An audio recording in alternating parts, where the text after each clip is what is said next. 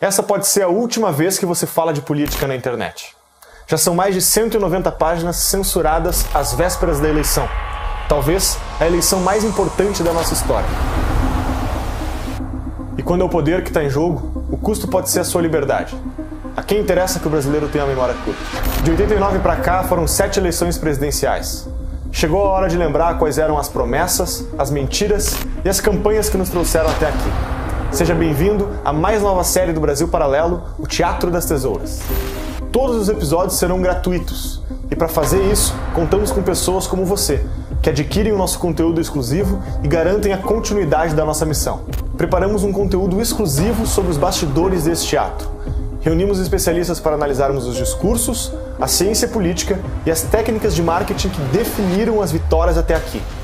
E você também pode fazer parte da assinatura do Brasil Paralelo. Com um único pagamento, você pode ter acesso a todo o conteúdo exclusivo produzido até aqui e tudo que ainda vamos produzir nas próximas séries. Se queremos recuperar a nossa cultura e mudar o Brasil, precisamos de você como protagonista. Fique agora com a série O Teatro das Tesouras e até breve.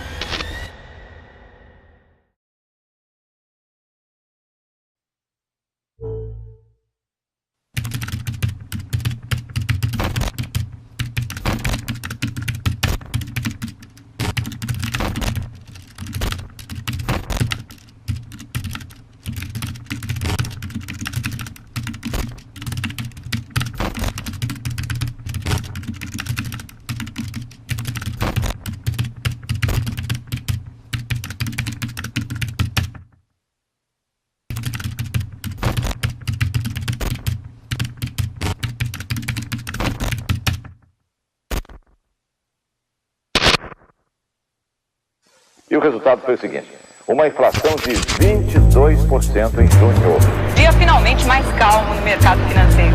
A expectativa de inflação pela primeira vez essa semana não... 0,5% de inflação. O feijão aumentou 2.000%. A elevação dos preços está sendo causada pela... Chega a 76,4%. Olha o cruzamento para Romário! Em que ano você foi expulso? 74, na época do Geisel. E foi pra onde? Nova York, encontrei com John Lennon. Carnaval 89, aqui do camarote do Faustão. Hoje não, meu amor, que eu tô com muita dor de cabeça. Isso é culpa dessa inflação descontrolada que não deixa o trabalhador dormir sossegado. Naquele ano, o problema do Brasil era a hiperinflação. Ela desvalorizava a moeda e diminuía o poder de compra do brasileiro. Há 2 meses, o pacote de 1 quilo de feijão preto estava custando 156 cruzados. Hoje, esse mesmo pacote de feijão está custando 312 cruzados. Os salários eram semanais e as pessoas corriam para o mercado assim que fossem pagas, pois se comprassem pela manhã, poderiam levar mais mercadorias do que se comprassem à noite. Era um caos econômico e a população achava que escolher um presidente novo ia resolver o problema. Ergue o braço! Final! Criação de uma nova moeda, o cruzado. Congelamento total de preços, tarifas e serviços.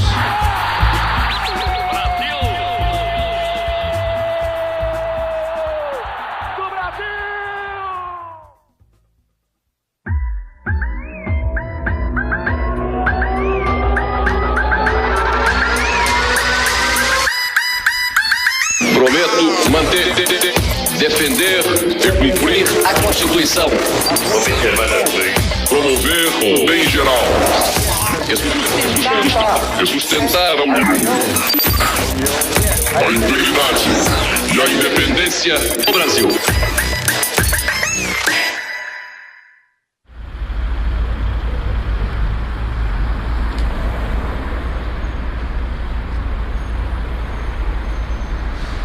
Após o regime militar, 22 candidatos queriam assumir a presidência da República.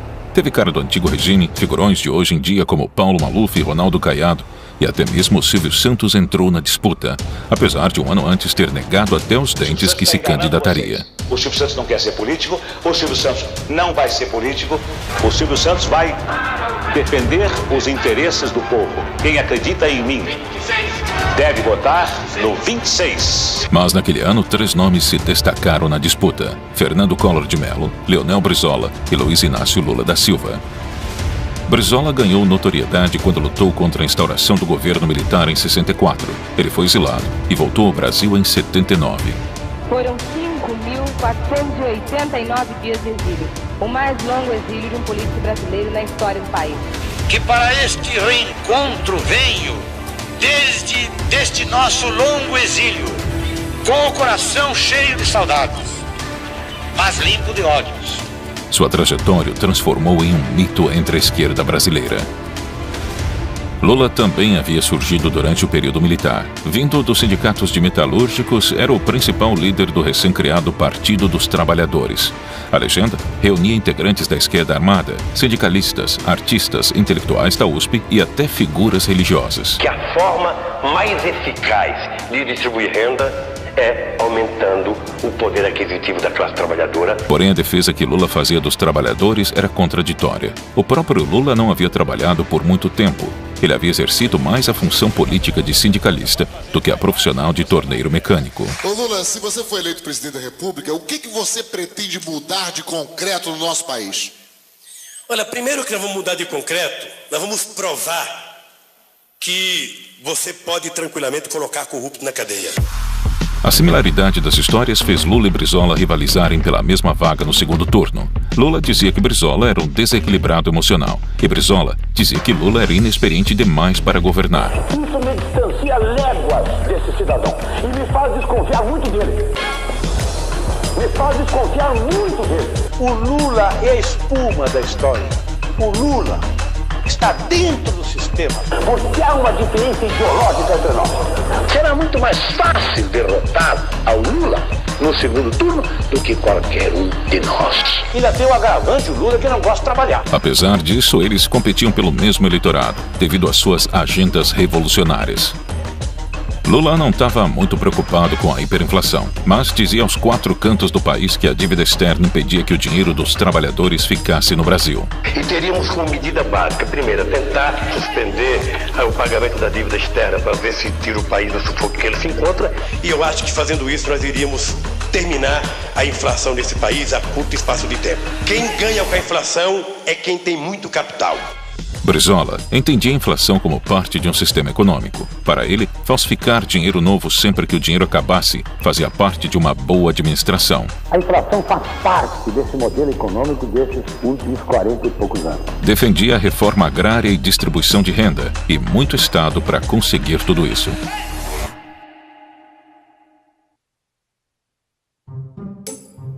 Com o início do meu governo, este país vai começar a mudar. As instituições voltarão a ser sérias e respeitadas. Vamos restabelecer a credibilidade e a confiança nos partidos e nos homens públicos. O Brasil vai voltar a crescer e o brasileiro vai ter de novo orgulho do seu país. Collor cultivava uma persona midiática. Jovem e com um discurso assertivo, se apresentava sempre com confiança. Era performático como um ator. Este é o símbolo da nossa fé. A mesma fé que me faz acreditar que poderemos juntos construir um futuro melhor para todos os brasileiros. Prometia acabar com os privilégios dos funcionários públicos e dos políticos, e assim ficou conhecido como caçador de marajás. Além do discurso econômico inovador, Collor criticava a falta de competência de José Sarney, o então presidente que não havia resolvido a inflação. O senhor sempre foi um político de segunda classe. O senhor nunca teve uma atitude de coragem. De quebra, ainda tinha uma promessa ambiental: preservar o Pantanal e a floresta amazônica. Collor arrancou na frente da campanha política. Sua família possuía um império midiático em Alagoas e apareceu muito mais e muito antes que os outros candidatos na mídia. Nem precisou participar dos primeiros debates. Sua vaga no segundo turno era certa. Se a eleição fosse hoje, os resultados seriam esses. Luiz Inácio Lula da Silva, do PT, seria o terceiro, com 11%. Leonel Brizola, do PDT, ficaria em segundo, com 16%. E Fernando Collor de Mello, do PRN, seria o primeiro, com 31% pelos números do Ibope.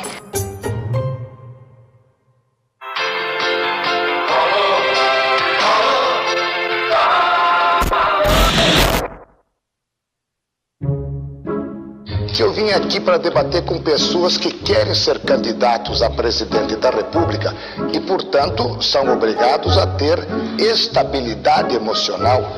Quem é desequilibrado não pode ser candidato a presidente da República. Então, o que eu peço, eu faço um apelo. Nós estamos com 10, 12, 15 milhões de pessoas nos ouvindo. Dá licença, uma parte. Não lhe dou uma parte porque eu tenho 11 minutos. Não lhe dou a parte. Não lhe dou a parte. Não pode dar a parte. Não lhe dou a parte porque ele é antes de Natal. Não lhe dou a parte. Entre os não dou. Não lhe dou a parte. Nunca houve um primeiro turno tão turbulento. Mais de 20 candidatos, diversidade de propostas, participação da mídia, ascensões e quedas constantes nas intenções de voto. A dinâmica da corrida eleitoral foi única e inédita. Os debates eram livres e com poucas regras. Porque eu ganho meu dinheiro realmente gerando... Caiado, terminou o seu prazo. O filhote da ditadura, não, senhor. Aqui se não lhe dou a parte.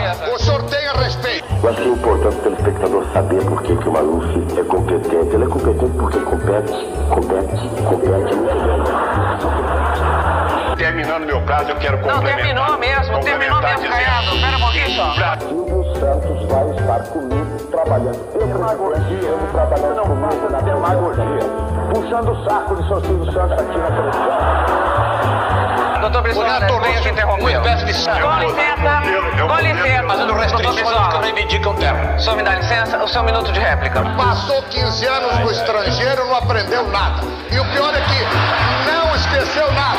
O pior é que não esqueceu nada. Isso que é o pior. Intervalo, por favor. Intervalo.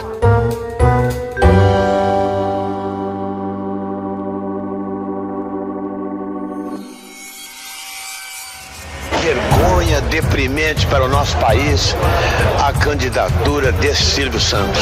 Eu vou me assessorar com bons ministros, eu vou me assessorar com bons assessores e eu tenho muitas condições de fazer um bom governo. Ele é um homem sem palavra. Há questão de um mês, jantando comigo, disse: de nenhuma forma eu serei candidato. Aceito ser candidato à presidência da República. Vou lutar pelo país, vou lutar pelo povo. Silvio Santos se candidatou faltando um mês para o primeiro turno. E não é que o aspirante a político conquistou a população brasileira? O Ibope fez uma outra pergunta para medir a intenção de voto do eleitor diante do novo quadro eleitoral com a entrada do apresentador Silvio Santos. Silvio Santos surge em segundo lugar com 18%.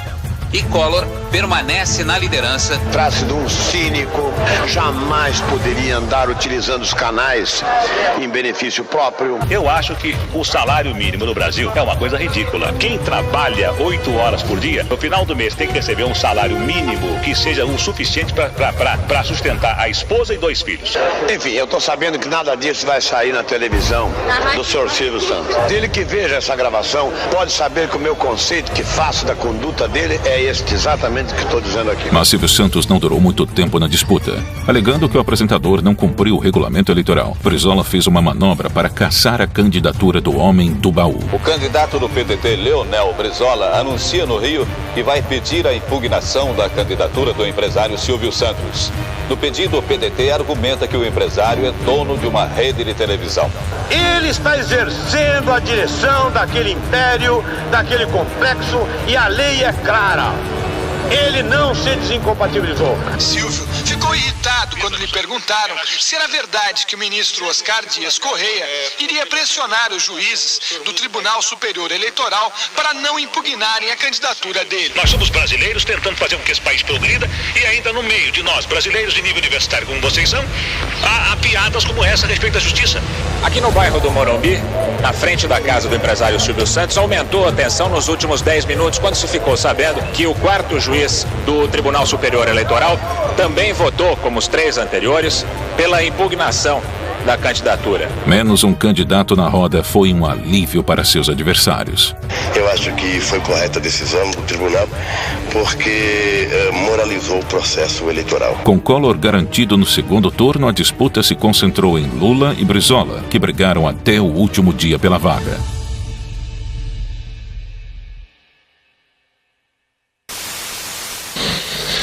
O TSE terminou hoje à tarde a apuração dos votos do primeiro turno. No resultado final, a vantagem do candidato do PT, Lula, sobre o candidato do PDT, Leonel Brizola, é de 454.445 votos. Vamos aos números finais. Em primeiro lugar, Fernando Collor, 20.611.011 votos. Em segundo, Lula, com 11.622.673 votos. Em terceiro, Brizola, 11.168.228 votos. O contexto não era favorável para Lula enfrentar Collor. No campo internacional, a esperança era de uma ruptura com os regimes socialistas revolucionários. O Muro de Berlim, erguido pela União Soviética durante a Guerra Fria, foi derrubado 4 dias antes do primeiro turno. A imagem de Lula vestido de vermelho comandando o Brasil não agradava o mercado. A partir daí, é convencer a classe empresarial de que eles precisam deixar de ganhar as fortunas que estão ganhando hoje. É preciso que muitos empresários deixem de engordar a sua conta bancária, deixem de engordar o seu patrimônio pessoal, para que uma parte disso seja revertida em salário. O circo ia se agravar. Era hora de fazer aliança com inimigos, pedir ajuda para a mídia, influenciar o povo e arrecadar dinheiro. Para ter alguma chance, Lula precisava do apoio de Brizola. O petista e o pedetista deixaram a briga de lado e se alinharam contra Collor. Foi a maior transferência de votos na história. Mais de 120 mil pessoas lotam o centro de Porto Alegre, saudando Lula e Brizola. Que ninguém deve considerar que venha a ser uma incerteza o fato de um trabalhador, de um sindicalista como Lula, ser eleito presidente da República. Todos nós temos o dever de ajudá-lo amanhã. Ajudar sem querer nada.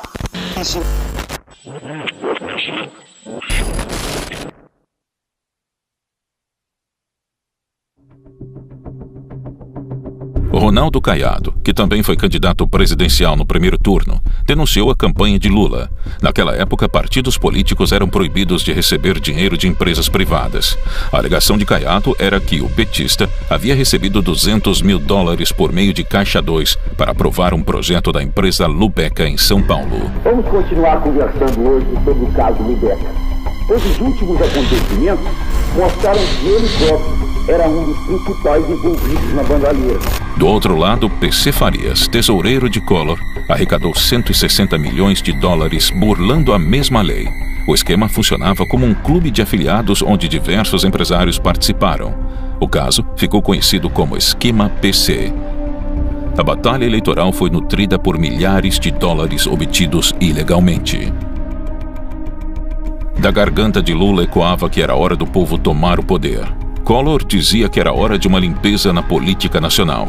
Os ataques pessoais começaram. Ontem, neste programa, uma mulher teve a coragem de fazer uma grave denúncia. Dona Miriam Cordeiro, ex-mulher de Lula, é uma trabalhadora honrada que mora no ABC Paulista. Ela conhece Lula como ninguém. Ela mostrou o verdadeiro caráter do Lula. Ela denunciou que Lula chegou a oferecer dinheiro para que abortasse a filha dele. Como é que eu posso apoiar um homem que me ofereceu dinheiro quando ele soube que eu estava grávida de um filho dele? Ele me ofereceu dinheiro para mim abortar. Assessora de Collor denuncia. Collor pagou 200 mil cruzados novos para Miriam acusar Lula na TV. Veja a notícia da Folha de São Paulo. Maria Helena Amaral, assessora de Collor, acusou a coordenação da campanha do PRN de haver pago 200 mil cruzados novos pelo depoimento de Miriam Cordeiro no programa de Collor terça-feira à noite. Maria Helena pediu demissão da campanha de... O último e decisivo debate entre os candidatos Collor e Lula. O duelo de quase 3 horas foi acompanhado até a madrugada por milhões de telespectadores em todo o país. Veja agora no Jornal Nacional. De um lado está a candidatura do Centro Democrático, por mim representada. Do outro lado está uma candidatura que esposa teses estranhas ao nosso meio, teses marxistas. É que o meu adversário viesse disposto a contribuir para elevar o nível de consciência política. A mim parece que ele está disposto a virar o Pinóquio nessas eleições. Aquele cognome de Pinóquio que o deputado tenta colocar no programa do partido, eu acho que cabe muito bem a ele. Ele que é um grande Pinóquio. Até porque eu não sabia que o Pinóquio pelo menos lia. Eu não sei se ele sabe ler. Esse debate está muito engraçado. O pessoal em casa, quem está assistindo, deve estar perplexo, porque o jornalista faz uma pergunta e o candidato responde outra coisa. Prometo manter, defender e cumprir a Constituição, observar as leis, promover o bem geral e sustentar a união, a integridade e a independência do Brasil. No dia 17 de dezembro, o povo brasileiro foi às urnas e decidiu. Collor foi o primeiro presidente eleito por voto direto desde Jânio Quadros. O presidente Collor entrando ao Congresso para fazer o juramento à Constituição, acompanhado do vice Itamar Franco. A nova democracia nascia morta. A esperança do Brasil era que o novo presidente resolvesse a inflação. Mas entre o comunista revolucionário e o oligarca irresponsável, o resultado não poderia ser nenhuma maravilha. Collor colocou a ex-filiada do Partido Comunista Brasileiro, Zélia Cardoso de Mello, no Ministério da Fazenda e, um dia após ser empossado, surpreendeu todas as famílias do país. Confisco de contas bancárias e poupança por 18 meses. O que excede isso, a parte excedente aos 50 mil, fica depositada no banco, junto ao Banco Central. Derrotado, Lula começou a recompor a esquerda brasileira. Em 1990, fundou, junto de Fidel Castro, o Foro de São Paulo. A organização latino-americana juntava partidos socialistas, movimentos revolucionários e grupos terroristas para traçar o planejamento da militância contra os governos estabelecidos no continente. Em 1992, o próprio irmão de Collor denunciou o esquema PC. Os documentos apresentados hoje pela Comissão Parlamentar de Inquérito apontam as ligações do presidente Collor e de sua família com o chamado esquema PC. As acusações de arrecadação ilegal durante a campanha vieram à tona e o governo começou a cair. PC Farias era líder de um poder paralelo e participava de decisões no governo Collor. O que faltava para oficializar PC como presidente da República era a faixa presidencial no peito.